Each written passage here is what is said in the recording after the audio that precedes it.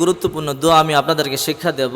আবু দাউদ শরীফের 5092 নম্বর হাদিস। এই দোয়াটি যদি সকালে 3 বার এবং সন্ধ্যায় 3 বার পড়তে পারেন, ইনশাআল্লাহ আল্লাহ পাক আপনাকে অঢেল সম্পত্তির মালিক বানিয়ে দেবে। শুধু তাই নয়, মনের সমস্ত আশা আল্লাহ তাআলা পূর্ণ করবেন। এবং যারা কানে কম শোনে, আল্লাহ তাআলা শ্রবণ শক্তি বৃদ্ধি করে দেবে। যারা চোখে কম দেখে, আল্লাহ তাআলা চোখের জ্যোতি বৃদ্ধি করে দেবে।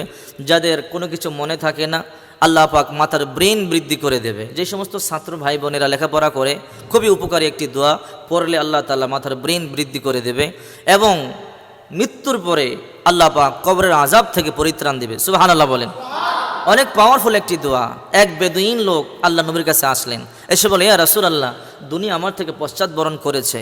ইয়া রাসূল, দুনিয়া আমার থেকে বিমুখ হয়েছে, আমি দুর্বল হয়ে পড়েছি, অসহায়।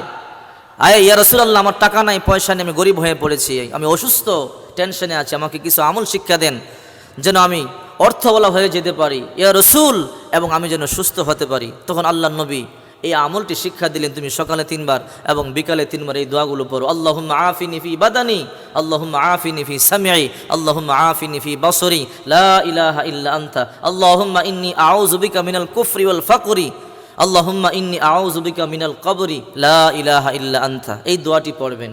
আমি আবারও বলছি আপনাদের সুবিধার্থে, আল্লাহুম্মা আফিনি ফি বাদানি, আল্লাহুম্মা আফিনি ফি সামঈ, আল্লাহুম্মা আফিনি ফি বাসরি, লা ইলাহা ইল্লা আনতা, আল্লাহুম্মা ইন্নী আউযু বিকা মিনাল কুফরি ওয়াল ফাকরি, আল্লাহুম্মা ইন্নী আউযু বিকা মিনাল কবরি, লা ইলাহা ইল্লা আনতা।